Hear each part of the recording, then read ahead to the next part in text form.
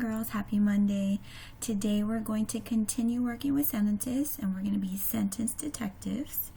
And we're going to be working with run-on sentences. So last week we learned about good ways to write a sentence, like simple, compound, and complex. And then we learned about identifying fragments, because it's very important as writers that when we're writing, we're making sure we're not writing in fragments, which are those incomplete sentences. Now, run-ons are kind of the opposite of fragments.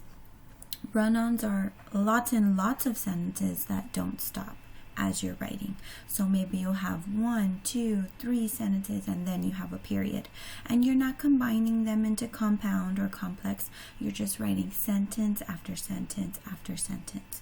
So run-on is 2 or more sentences that run together. Now, it's important to review what a sentence has. A sentence always has a subject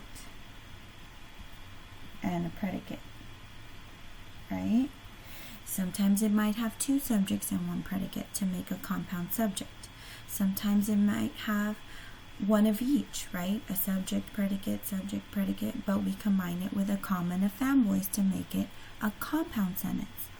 What we can't do is continue to write sentences without punctuation. So that would create a run-on sentence. So a subject is our what? You write it down. I know you know this.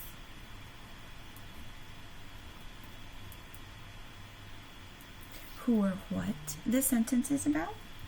And my predicate is the action or describing part. Now, a good complete sentence has a subject and has a predicate, okay? We want to make sure that we're showing the separation between ideas, either if we're combining them with a compound sentence, right? Which we can only combine at least 2 complete sentences, not a lot, right? Or we want to make sure we're putting some periods where they belong. So let's look at number 1 and let's go ahead and read it. It says, some people have a strong desire to set world records. Okay, I'm looking, so I'm still labeling. We're still working with labeling to find these complete sentences. So let's see. Okay, I see something happening. I see someone has a strong desire to set world records. So I see an action happening here. Who has a strong desire? Well, or who have a strong desire? Some people. So I have a subject, a predicate, a complete sentence. It's only 1 complete sentence, so it's not a run-on. It's just complete, okay? Or correct. C means it's correct. R means it is a run-on. Let's go to number 2. Ashrita Verman is one of those people. He has become famous. I'm noticing something here. I'm noticing we have a name and we have a pronoun. I'm already noticing 2 subjects. And then I see 2 different predicates because this is describing him. This tells me what he's become. That's 2 separate predicates, 2 separate ideas. So both of these are complete sentences. And there is nothing in between. There's no period and there's no comma fanboys. So this, boys and girls, is an example of a run-on. So as you're reading, you need to be noticing where those subjects are, where those predicates are, reading through the ideas, noticing when there's a change between those. And that'll give you some clues that there is more than 1 sentence. Or more than 1 complete sentence within that sentence. Let's continue on. Let's read together. He has set hundreds of records and he is not done yet. So my first subject starts with he. What's my predicate there? What is it saying about he? Yes. Okay. Now look what's happening here. We have 2 helpers here. That could mean we might have a compound sentence, but we have to double check that we have two complete sentences. So this one is complete. Let's look at the next one. He is not done yet. Do you have a subject there? Do we have a predicate? Yes, it's explaining or describing is not done yet. So I have another complete sentence. But since I have my both helpers, this is correct because it made a compound sentence here, boys and girls. How do we know it's compound? Well, a compound sentence has two complete sentences, check, check, and two helpers, check, check. It has a comma and a fan voice. Let's continue on number 4. Go ahead and read it. Get ready. He set his first record in 1979. He did 27,000 jumping jacks. As I was reading, and I don't know if you noticed this with you, but as I was reading, I noticed that I naturally paused right here. And I think that's because my brain was noticing, okay, the first idea was over. Because the first idea is he set this record, right? The second idea is he did this many jumping jacks. Two separate ideas. One's about the record, one's about how many jumping jacks. So since we have two complete thoughts, two complete sentences, and we don't have anything in between, there's no period, there's no comma fan voice, this, boys and girls, is a run-on. Okay, let's check the last one. Ready? Furman is determined this man believes anything is possible.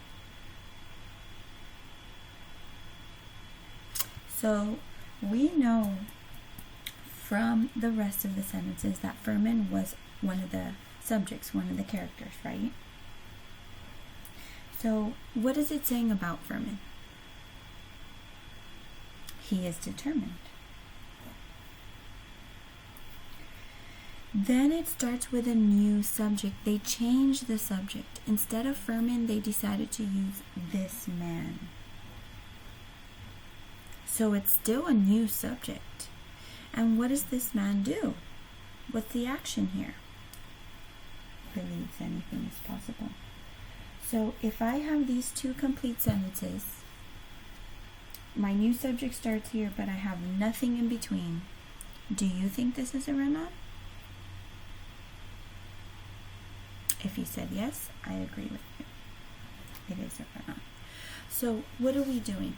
We're not just reading the sentence, right? We're doing multiple things. We're reading the sentence, and then we're circling subjects, right? And we're underlining predicates.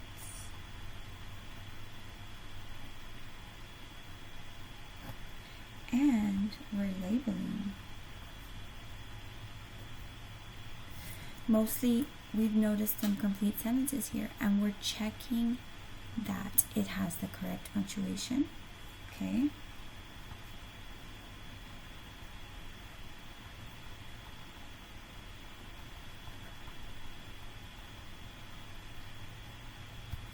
So we're checking, okay, hey, does it need a period here? Does it need a comma fan voice? So make sure as you're going through, you're really being very careful about where the subjects and the predicates are. Because if you continue reading through, you might think, oh, there's a subject. Okay, everything else is the predicate. But that's not true. In all of these sentences, they were adding other subjects to the sentence in the middle of the sentence and starting to create a new idea or a new complete sentence. So make sure as you're reading through this paragraph, okay, you're going to make some corrections. Now, it's going to cause you to review some of the skills you've already learned. So you can correct each run-on by forming, that means making, a compound sentence. So compound is CS, comma,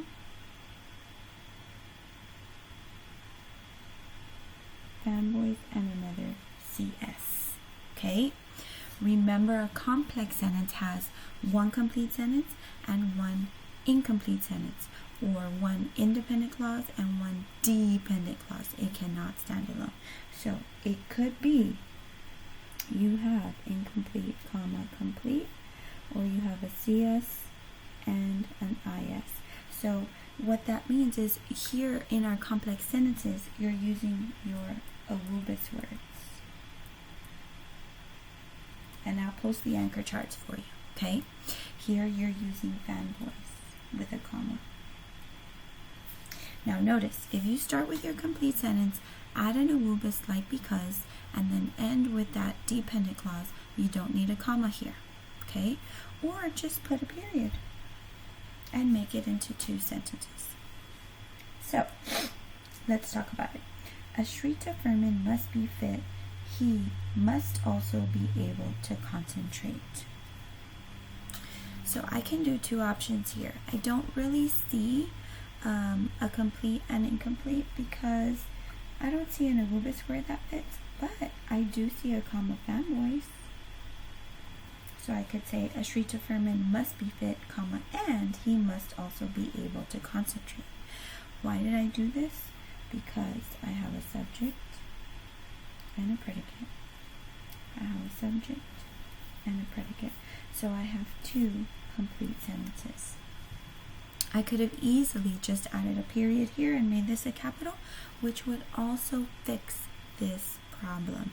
So here you are correcting the run-ons, making sure that you are combining them correctly, or maybe you're just separating them with a period.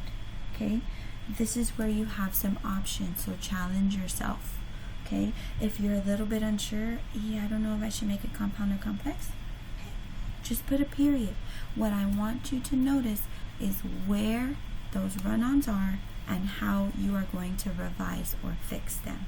Okay, so when you're working today, I will have this exit ticket set up for you to where you can choose options. But here, before you get into Teams, I want you to practice. Try different ways. Think about it. Use your anchor charts.